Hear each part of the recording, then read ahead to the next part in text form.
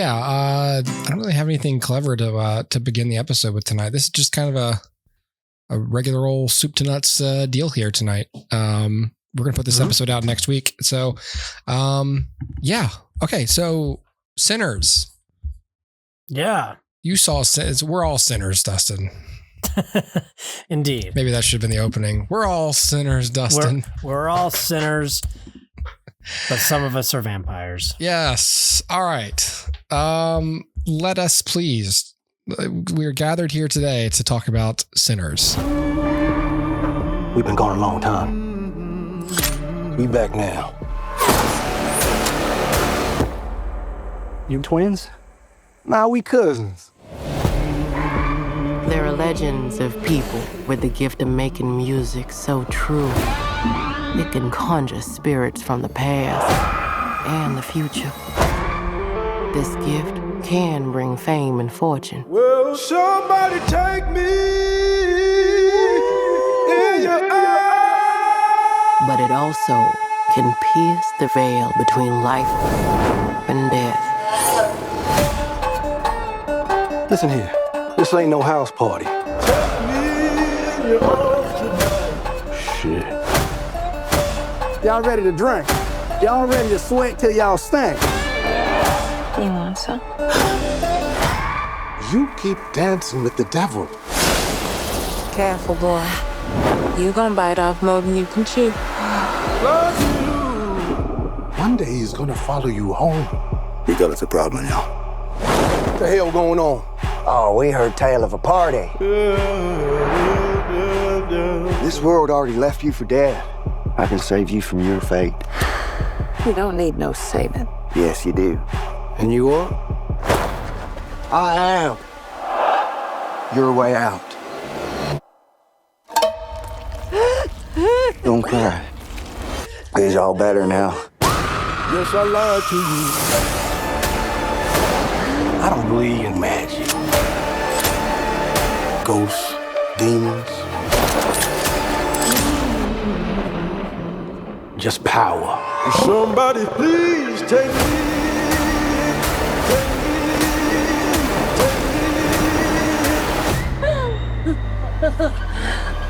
We gonna kill every last one of you.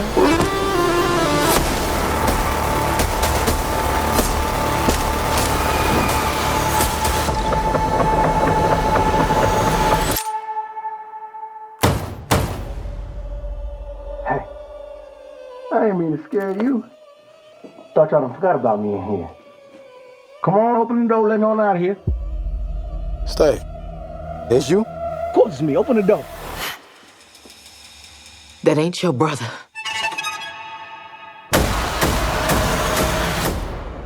Lied to you.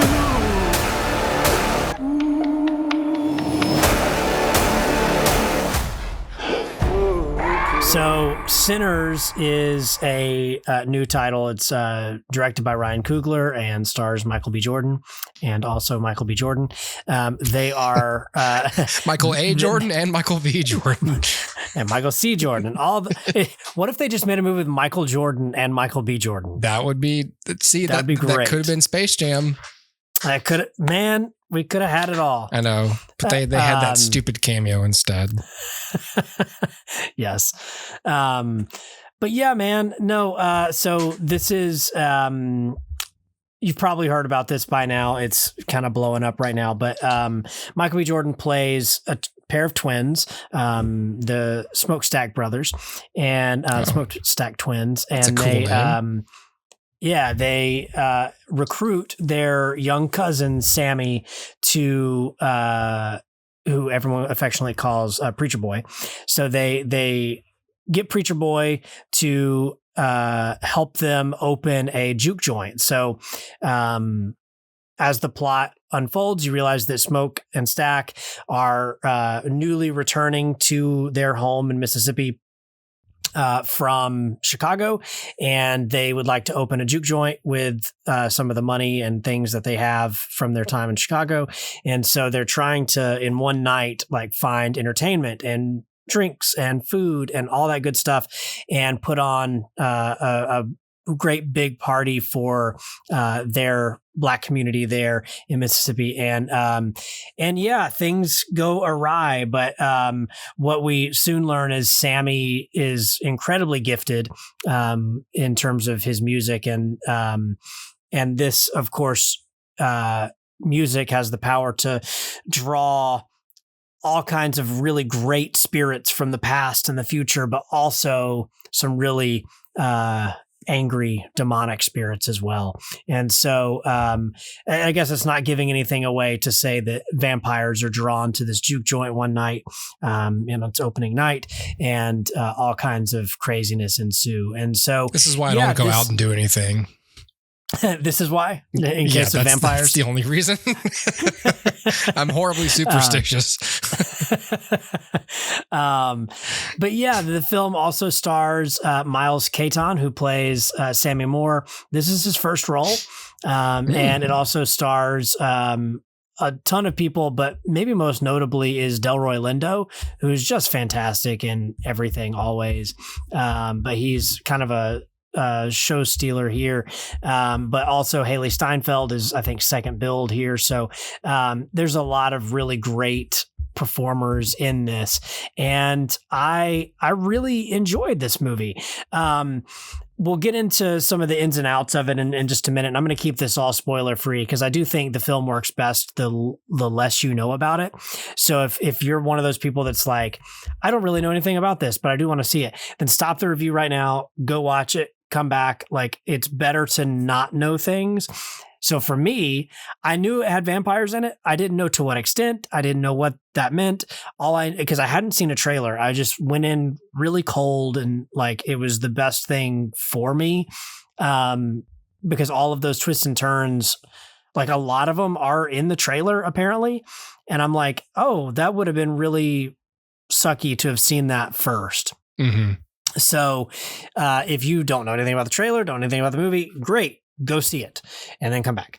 But yeah, man, it's a good movie. And I think the testament to it is its staying power in my brain. A lot of movies come and go, and they like happen to me, and I don't experience them. They just happen at me.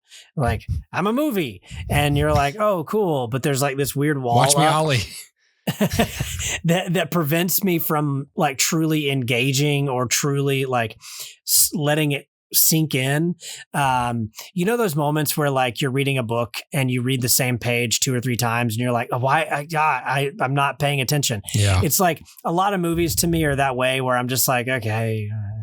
But like, this is not that way. I was riveted from start to finish, and I can truly say that I like comprehended the movie. You know what I mean? Like, yeah. I was able to actually take it in, and there was comprehension there. So I retained it, and I've been thinking about it ever since. I saw it a few days ago, and it's really been on my mind since, because I knew some coworkers were going to ask me what I thought about it, and like I wanted to have something to say, but I also didn't want to like overly like hyperbolize it and be like, it's a masterpiece, which is what a lot of people are doing. Sure. But I also didn't want to be like, yeah, I'm critical of it, because then it would feel like I'm dismissive of it. And I'm not dismissive of it. Like, I think it's a good movie. And so like, I gave this 4 stars because it's not perfect by any stretch of the imagination, but it's not a bad movie. It's not even an okay movie. It's a really good movie. And I would see this again. So I think, you know, without going into too many of the spoilers, because I want to keep you clear on this too, because I think you'll probably end up seeing this. Yeah. And again, the less you know, the better. But for me, there were a couple of like really big standouts, right? Like Michael B. Jordan's always great. Delroy Lindo's great. I love Delroy Lindo.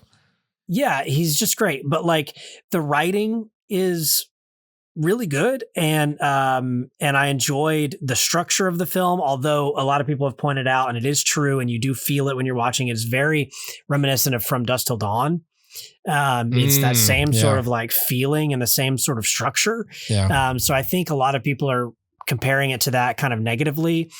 I, on the other hand, feel like there's a sequence in the film that I wouldn't be surprised if that was like the sequence that Ryan Coogler had in his brain first. Like before there was an idea, before there were characters, it was like this image. Yeah. And I don't know this for a fact, but it just feels like this is the image of the film, and everything was like extrapolated from that image. Like, well, how can I make that image make sense? Well, what if this? And then what if that? And then like everything got pulled out from it. And so I could see this movie happening very organically, and like it's not like he sat down and watched From Dusk Till Dawn and goes, I'm going to do that, but my way. Yeah. I don't think that's what happened here, but there are similarities. There are certainly similarities. So, I've seen it compared, negatively to it in that way. For me, it didn't bother me. I think the structure of it felt very much like it kind of had to be the way that it is. Yeah. So I'm not bothered by that. But I do think that there's a lot of really, so in terms of like positives, right? There's a lot of really good cinematography. There's a lot of really good, like attention to detail. There's a moment where one of the characters is lighting a match, and the music is like perfectly in sync with that lighting the match. Like every stroke of that match head is on beat. It's like the music is purposefully written to match the tempo of that moment. And it's such a beautiful thing. The score is done by Ludwig Göransson. Ludwig Göransson, yeah, from The Mandalorian. Yeah. And Black Panther. And so I feel like he probably very intentionally did a lot of that scoring. And it's like that attention to detail is so top notch. And it's what you'd expect from a director like Ryan Coogler, who does seem to be kind of like a master at the craft by now. He's certainly mastered his style, and he's certainly mastered the way that he tells stories. Yeah. And certainly his collaborators, right? Like Michael B. Jordan, like, of course, Michael B. Jordan's in this film. I think they'll probably be together for a long time. Yeah. And especially now after the success of this film. But there's a lot to be said about that attention to detail, about, in the music, because the movie's very music heavy. Like it's about music. It's about Sammy, who plays music. And so the music has to be front and center. And there's a lot of attention to detail in the editing. There's the opening scene, was impressive and confusing. There are like these split second shots of things that are happening elsewhere in space and time. Like, it's all kind of like non-linear in that moment. And to me, it was disorienting, but in the best way possible. And so the editing there like really stuck out to me, and that's opening scene. So it's like setting the tone, like you're getting something very precise. Mm-hmm. And so like all of these things that I'm talking about, scoring, editing, sound mixing, like every little piece of this is at the top of its game. So what prevented it from being a 5-star film? For me, the thing that prevented it from being a 5-star film is its theme. I think the film has essentially 3 different themes and 3 different things that it's trying to say. And each of those things on its own is a worthwhile thing to explore. But all 3 of them, they don't really connect to one another, and it's not focused enough on any one to fully flesh out it. And instead, it's like right when you think you've mastered what this film is about, we're going to flip it and make it about something else, but at the detriment of the thing that was before, the thing that had been being built, that they were building. And I think that sort of narrative, thematic confusion, or maybe not even confusion, but like lack of focus, is what kind of made the messaging not hit home as much as I wish it had. But that's me nitpicking. Like everything else is absolutely top of its craft. And like, I think probably there are people out there who thought those things were adequately explored. For me, I didn't feel like they were, but that's okay, because at least the film was trying to say something. but for other people, it probably did hit really hard. Like, wow. And then for some people, it probably, they fare worse than me. They look at it going like, I don't like anything about this. And so, yeah, like we say a lot, your mileage may vary. For me, the mileage was that it was pretty good. And yes, there are some things that I think the film could have done better, but I don't think there's anything that the film truly lacked. And so, yeah, I enjoyed it. I definitely would see it again. Will see it again. I don't know if I'll buy it, but maybe. I mean, you know, I'm not against it. It's certainly a beautiful looking movie, and I'm sure I'll revisit it. So why not? But I think it's an interesting case because it's an original screenplay by a writer-director who, to my knowledge, I don't think Coogler's ever written anything that's not based on something. So this is like the first time. Right? Because like Fruitvale Station was based on a true story. And obviously Black Panther and Creed both come from pre-existing material. That's true. Yeah, I'm looking at it now. No, but this, like, this was a really great get for him. And it's a great story. So like, I'm excited for what this means for cinema, because we're now seeing that like audiences will come out. And we can talk a little bit about the box office if you want to, but like audiences will come out for a movie that isn't based on something. Yeah. And I would argue that that's mostly just due to the star power of Michael B. Jordan. But the name Ryan Coogler as well, I mean, carries a good bit of heft. And those two together carries even more heft. But like, make no mistake, Michael B. Jordan's the one up front and center on this. And if somebody like didn't know anything about this movie, they'd be like, Michael B. Jordan is in it and he plays two characters. And you're like, oh, cool. I'll go see that. Yeah. And like, that's the selling point of the film. So I think like the movie is sold on his star power and it worked. Yeah. So we've said before, there are no movie stars anymore. Death of the movie star. Maybe there is. Maybe there is a movie star. The Easter was just this past weekend. Maybe the movie star is emerging from the resurrected. Tomb. You know, it is interesting. Like you would think, like it's the reverse process. You would think that a studio assumes that like, well, the more IP and the more based on another work it is, the more guarantee we have of people in the theater.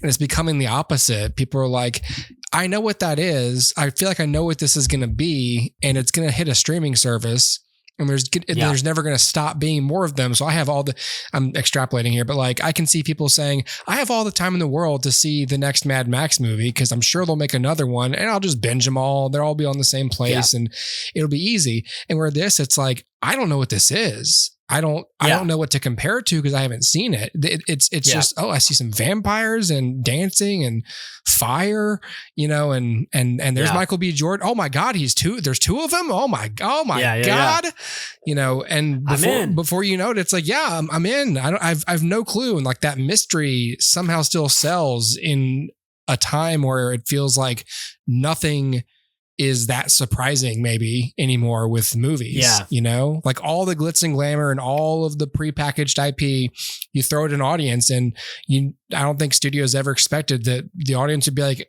yeah, this is a lot. I just don't really care, you know? Right. It's like coming downstairs on Christmas morning and all of your presents are shaped like bikes. And you're like, it's not that I don't like bikes. It's just, I know that's a bike. Right, I'm not that excited to open it. It's clearly a bicycle, you know? I just opened 3 of them last week. Yeah. Well, no, it's true. And like, okay, so if we triangulate that the cause for the success is Michael B. Jordan, which I think is true. Yeah. You have to think like, well, okay, so why are the other original films not catching the way that this did?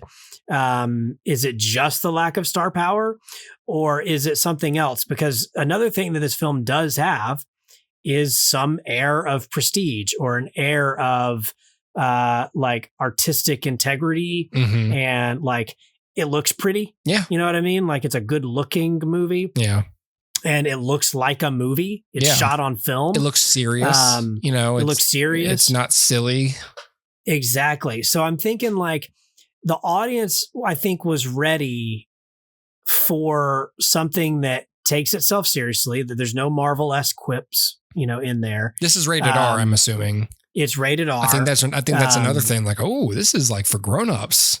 Right, exactly. It's for grown-ups. It's, made by people I trust, and it's, taking itself seriously. It looks pretty. Yep. It looks like, people are putting care into this. It's not just like the next slapped out thing from a big studio.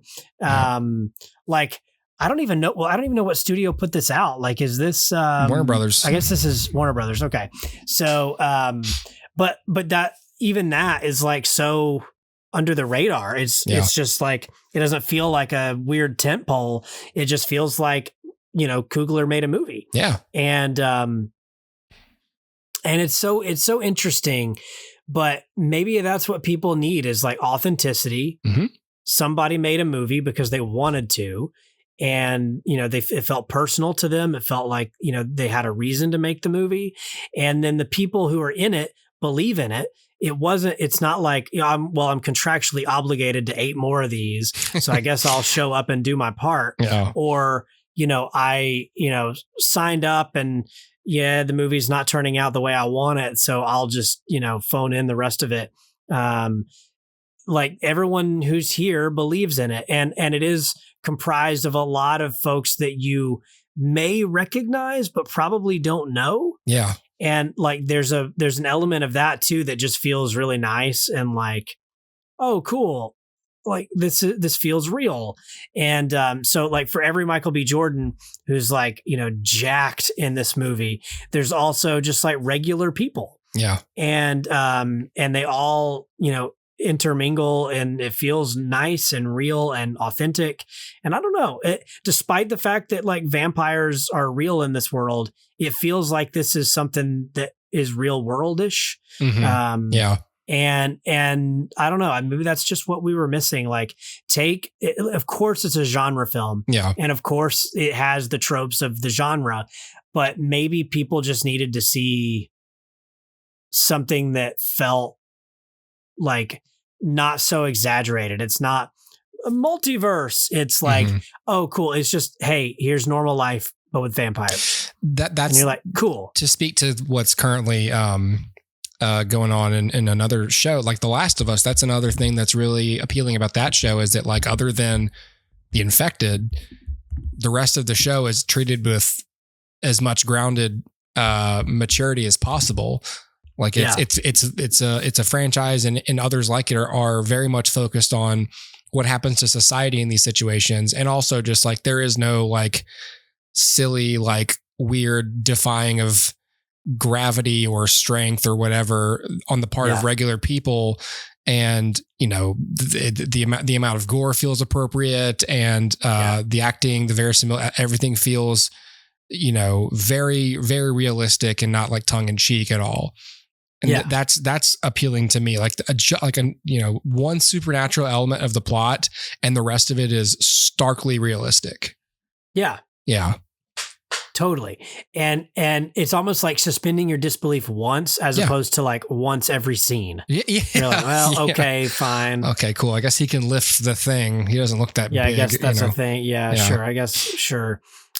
Yeah. But with this, it's just like, vampires, just get over that part and you're fine. Yeah. And you're like, oh, okay, got it.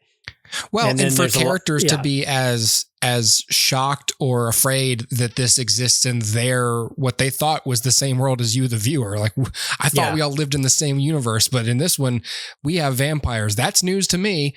I'm scared, Right. Yeah, exactly. But I don't have any cool special weapons. I have 1932 weapons. Yeah, exactly. But that's also like interesting is like when this starts happening, they have theories of like what's happening. Mm-hmm. Yeah. But nobody really knows. It's not like it's set in the modern day where everyone's like, this must be a vampire. I've seen that on the TV. Right. It's like, hey, this is 1932. No one has any idea what this would have been. You know what I mean? Yeah. They're like no one's out there like, oh, well, you see, I'm the expert in the vampire fiction, and the lore says, yeah. There's not even comic books character. Yet. You're like it's pre World War II. Like films are not. There's not even. No. Yeah. Yeah. It's literally just like, I don't know. There's some freaky folks out there, and you're like, yeah. That's all we need to know. Yeah. I think that they're eating my father. That's weird. That's weird. Yeah. Huh. Why would he do that? But then he gets Must up. have been hungry. And then he's like weirdly then happy. My dad ate that other guy. It's really weird. But he smiled and was kind of flirting with him a little bit before he did it. I've never seen my dad so sexual.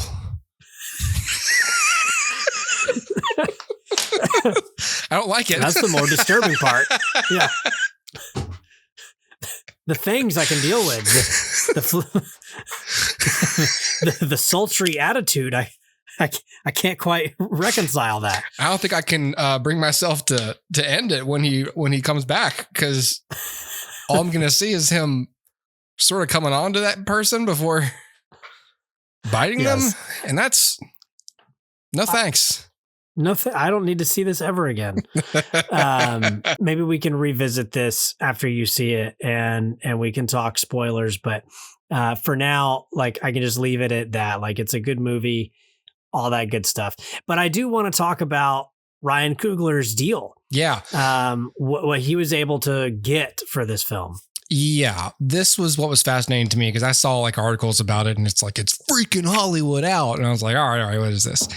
Yeah. And he got, a bunch of stuff that he wanted. But the main thing here is that the film rights to this movie revert to him after 25 years.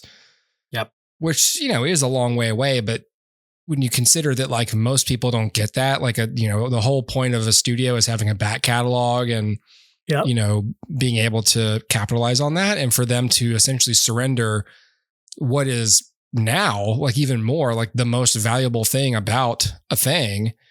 Yeah. I don't know if they did it because it is not an IP thing. So they're like, well, let's experiment with this. Like, let's see if we can, we can afford to let go of this movie. It's not like it's, Rocky 9 where they're like, there's no way we're letting this revert to anybody else. Right. But this says, the Hollywood Reporter article I have says Quentin Tarantino struck a deal with Sony for Once Upon a Time in Hollywood that sees his ownership stake in the movie increase every year for 20 years, and the movie reverts back to him. And so Ryan Coogler has said that, look, this is a one-off. This is just for sinners. It's a movie about Black ownership. It's kind of felt right for me to own it. You know what I mean? Yeah. And so, but there are studio executives apparently who are like persnickety about that, because they're like, this is a bad precedent for us. Which I'm not that sympathetic to. Sure. Like, right. Because this is the thing. Like, I think I've said before on the show, like, prestige filmmakers and the ones who whose name means something. Your Ryan Coogler's, Christopher Nolan, Greta Gerwig. Those are the people who need to be like, hey, I want like special shit. Because I'm like doing special shit. And a studio would be like, okay, yeah, like, I can see how a Marvel director could never ever like command any special perks for a movie, because it's like, hey, you're a hired gun, this machine's bigger than you, shut up. But like, hey, I'm Ryan Coogler, I wrote and directed this, I want to write and direct this movie, I have my own production company, I've got all my team assembled, I've got all my costume designer, my music person, everything's ready to go. I've got this great idea. If you want to make it, that's cool. If not, I'll just take it somewhere else. But wherever I'm going, this becomes mine after 25 years, and that's just how it's going to be. And look at Michael B. Jordan's muscles, and Warner Brothers was like, oh my God. Okay. Yes, sir. So I don't know. It's interesting, because you wonder, like, why this, why now? And I just wonder if like no one else really asked. I mean, it may be that no one else has asked. But I think, like, yeah, because I read a couple of articles where it's like, Hollywood is scared, this sets a bad precedent. And I'm like, no, not really. Because like, what this essentially was Ryan Coogler going to different studios and pitching an idea and saying, who will give me the money to make it? Here's what I want. And at that point, it was just like, his name was valuable because he's coming off of a couple of Black Panther movies that were successful. One like uber successful. Yeah. And Creed was successful and had Oscar clout and all of that good stuff that comes with it. So his name was successful, and he knew he could ask that and somebody would bite just to have this. Because all he had to do was say like, hey, the team that brought you Black Panther? Yeah, pretty much all of them are coming with me. Yeah. And you're like, oh, great. That's awesome. That made a lot of money. Do this. Yeah. And so it's case by case. It's not like I couldn't go to Warner Brothers tomorrow and say, I want what he got. They would laugh in my face and be like, no. But he could do it because he has the clout. And I would imagine even after this, he could do it again. He says he won't. That's fine. But like, he probably could do it again and get away with it. And because somebody is going to look at it and go, okay, cool. All we have to do is pony up $100 million and we'll turn a profit, and we'll profit for 25 years. And then you get the thing back. Fine. Like, I don't care. We've profited for 25 years off this. But again, like, just some schmo isn't going to be able to do that. So I don't think this sets a bad precedent. If anything, I think it honors your creative partners and collaborators and says, yes, what you are doing for us is valuable. And of course, because we're the one ponying up the cash, we want to make the majority of the money that this is going to make. And sure, that's totally fair. You're the one dropping $100 million. Coogler's not dropping $100 million out of his pocket. So they're doing that. They would have been fully within their rights to say, we want to make as much money off this as we can, or yeah, no, we're going to keep the rights. But they didn't. And that's case by case, and that's on them. Yeah. There's no precedent given or no idea, no indication rather that this is going to carry over to anybody else ever. Right. It might, but it might not, because all it's going to take is one like Joseph Kosinski to be like, I made a big movie. I want my next one that way. And them to be like, no. Who are you? He's like, oh, okay, sorry. I'll go back to my hole now. And like, that's all it would take. And other people would play chicken with that and lose and be like, no, we're not going to do that. And then be like, okay, fine. You don't have to. Can you still make my movie? Yeah. Okay. Thanks. That feels like that's one of those things where like you ask for it, and if you get it, it's like, I'm a big dog, cause like, yeah, like Christopher Nolan can get that deal. Quentin Tarantino can get that deal. Like if it's between give me this or I'm taking it to another studio, they'll be like, oh, I mean, yes, like that's because I do wonder, like, other than saying I own this, what is the benefit of owning it after 25 years? It's like, I guess if you are still alive by then just whatever money it does make at that point is direct to you. So whatever. But like for a studio, I almost feel like it's a recognition that streaming is not going to be around forever, because for them to be like, yeah, we're not going to need this in 25 years. Right. Well, if you think about it, like, movies like Lord of the Rings, these movies that are, basically 25 years old at this point, Spider-Man, whatever, those movies are still being played in theaters, and they're generating money for the studios, right? So every couple of years, they'll re-release Lord of the Rings and they'll re-release Spider-Man, when another Spider-Man comes out, and they'll make some money off of it. Yeah. Like I remember when No Way Home came out, they did like they played all of the Spider-Man films from before. Wow. And there's like the other ones made, like the Sam Raimi movies made a lot of money. Like it wasn't even like, oh, that made some money. It was like, that made a lot of money for a re-release. Yeah. So it's like the studio's banking, like all of that. They've already turned a profit from the film. So that's all just like pure profit. But that's Spider-Man. Like, can you imagine them, like, in 15 years, like we're going to put Sinners back in, like, even as good as the movie may be, it's like, I just don't see them being like, this will draw the public out, but it's a weird vote of confidence. It's almost like saying, hey, Ryan Coogler, we don't think the movie's going to be so fucking great that we see long-term profit in owning it. So sure, whatever. It's almost like a weird like game of chicken. Like who believes in the movie like less and they don't have to own it. It's weird. I wouldn't be surprised. Like it's probably not for Coogler. It's probably not like, I think in 25 years I'll be making like, that'll be my retirement. I don't think that's what he's thinking. Yeah. But I do think that somebody at Warner Brothers looked at it and goes, what do we have comparable from the year 2000 that we could say, you know, this is still making us money. And there's not much. Yeah. That's not based on something, you know, it's an original idea. It's whatever. It's, you know, niche genre thing. Okay. What do we have? What's comparable? Is it still making us money? No. Okay, fine. He wants that back. Fine. He can have it. Because by then we've made our money. And for him, he's not looking at it going, you know, I'm going to retire to a beach. He's just going, I just want to own it. Yeah, it's mine. Like it's mine. And they're both fair because all parties win. The studio they've made 99.9% of the money they're ever going to make off that in 25 years. Yeah. And he gets the cloud of being like, my movie is mine.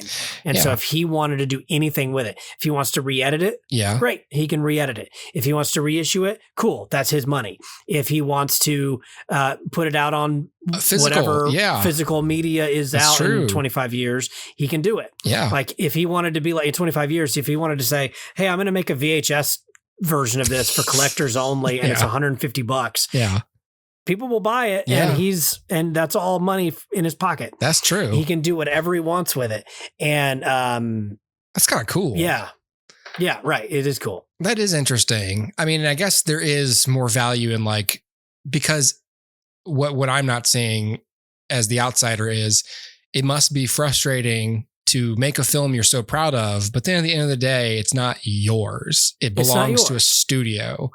Correct. And you can call it your film. It can be directed by you, written by you. Like it's all your idea, but there's a piece of it that's like, but it's not mine. Like, and it must be those things where it's like, hey, let's do a steelbook. And I'm sure in the last 15 years, studios have been like, no, shut up. And that must just be irritating to like not have the autonomy to do that. Yep. I wonder if it will be like a balance. Like if it's a big franchise, and or it's a small name director, a studio is just gonna be like, no, we're not doing that. But if it's an original idea and it's a big enough director, how they could be like, yeah, sure. Like this is not that much value to us after that much time. And you're Christopher Nolan. So of course. Yeah.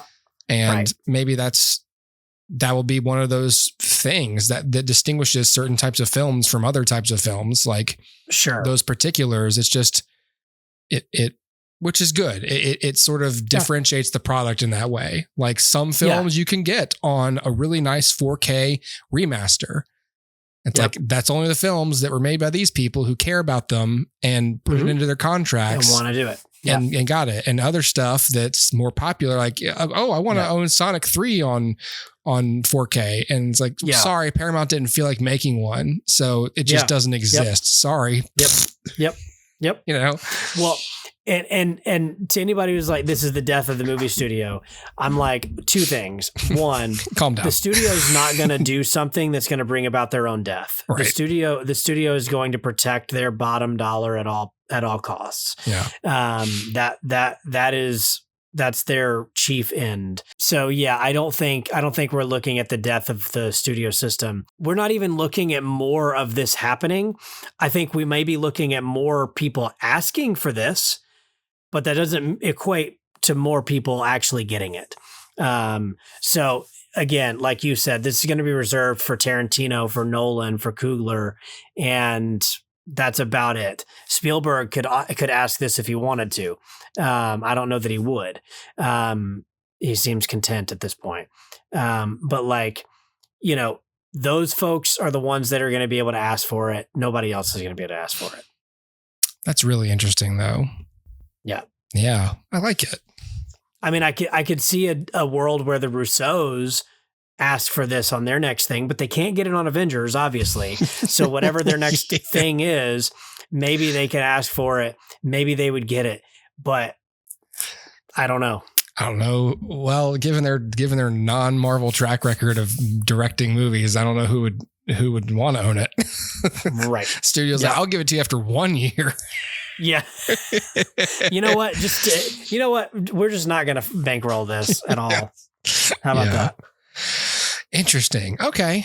Yeah. Well, yeah, I'm excited to check this out. I'm sure it'll come to Max eventually. I hate that's how I'm going to have to see it, but such is life. Such is life. I will say the theater experience was fantastic on this.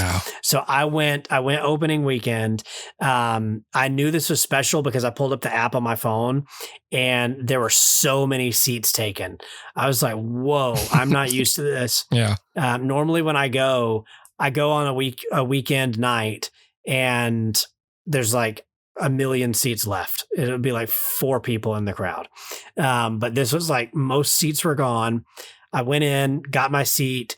It was like a super active crowd, but not in an annoying way. Like those Minecraft people.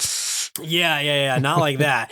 Instead, this was a lot of like what you'd expect. Like, oh, don't you go out there. Nuh-uh. Hey, that kind of stuff. And you're just like, this is actually making the experience way better. Yeah. And then, like at the end, I was behind the people in front of me. We were walking down the aisles and it was like a guy and a girl clearly on a date. And the guy's like, what'd you think? And she was like, I liked at the end when his muscles came out. And I was like, this appeals to everyone. And that guy cried himself to sleep that night, I bet. Yeah. The date, that date ended in that parking lot. So that was Sinners then. Okay. Yeah. All right. I'm intrigued, Dustin. You've got me. Yeah.